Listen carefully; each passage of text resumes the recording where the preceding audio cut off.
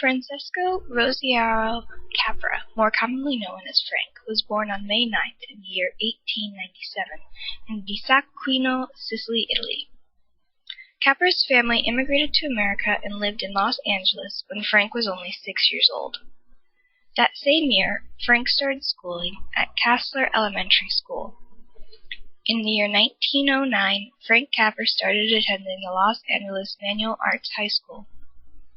Capra also had to work throughout school. He had small jobs like selling newspapers.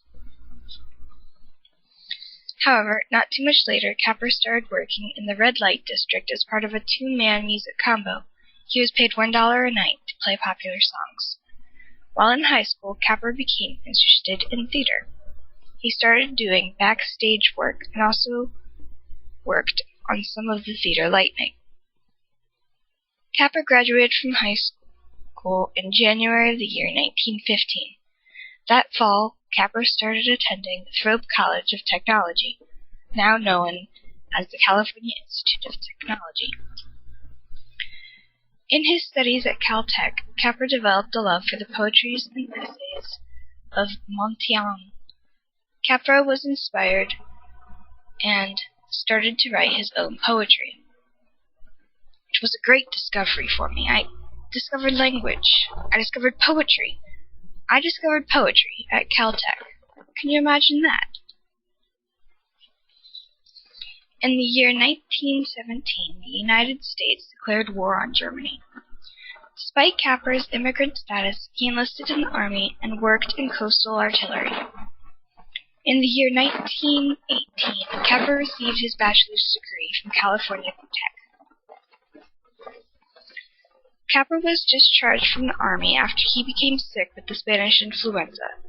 In the year 1919, while recovering back at home, Capra started acting as an extra in a few movies.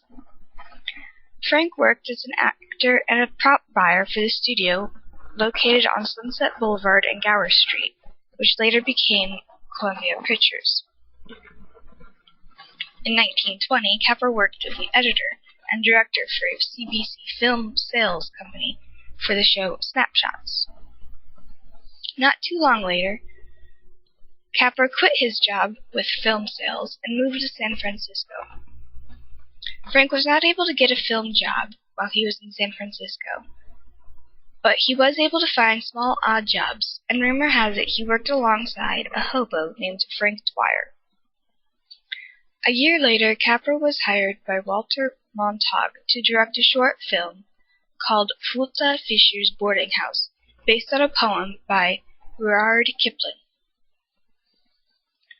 But in an egotistical move, Capra quit when Montague refused to put on a production of one of Capra's own poems. Capra then hired himself out and made short films. In 1921, Paul Gearson Picture Corporation hired him to make 2 reel comedies. In the year 1924, Hal Roche hired Capra as a writer for comedian Harry Langton. When Capra requested a promotion and was rejected, Capra quit. Max Sennett then hired Frank Capra as his own gag writer for the comedian Harry Langton. And by the year 1926, Capra worked directly for Langton and wrote the full-length film Tramp, Tramp, Tramp. Langdon hired Capra as the director for the next comedy film, The Strong Man. In October 27, Columbia Pictures then hired Capra as a director. However, the company was somewhat hesitant with Capra's shooting style. Capra would take an entire day and shoot all the long shots, and then another day for all the medium shots, and then a third day for close-up shots. But the film was so efficient with time that Capra got a bonus at the end of the film. Frank Capra loved his own innovative ideas. He spoke on the matter that it was so easy to be better than the other directors, because they were all dopes. In 1930, Capra shot Ladies of Leisure with Barbara Stanwyck as the lead actress. Frank Capra had an excellent skill in directing. For example, Stanwyck could usually only get one good shot, and usually only on the first take. So Capra would prepare his other actors to be ready for Stanwyck's sometimes improv-like style. He would also prepare the crew. You guys are working for the actors. They're not working for you. In the next year, Frank Capra worked on the film Platinum Blonde. It was written by Joe Serling, but Capra helped finish the script. Two of Capra's partners and important collaborators were Joe Swerling and Robert Riskin. It was in 1932 that Capra started making films that would reflect on the current social conditions. Capra and his writer Riskin liked to work with the genre of melodrama. Capra also liked to show the ability of one person to make a difference. The more Capra worked on, the more that he noticed that there was a psychological effect of a movie appearing slower once it was projected onto the bigger screens. Frank Capra innovated a way to speed things up.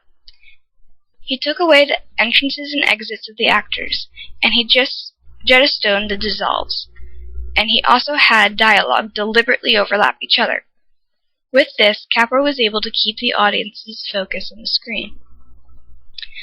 Capra won 3 Academy Awards. His first was for It Happened One Night in 1934. The film also won Best Picture, Writer, and Actor and Actress. Capra won his second award for Mr. Deeds Goes to Town in 1936, and he received his last award for You Can't Take It With You in the year 1938.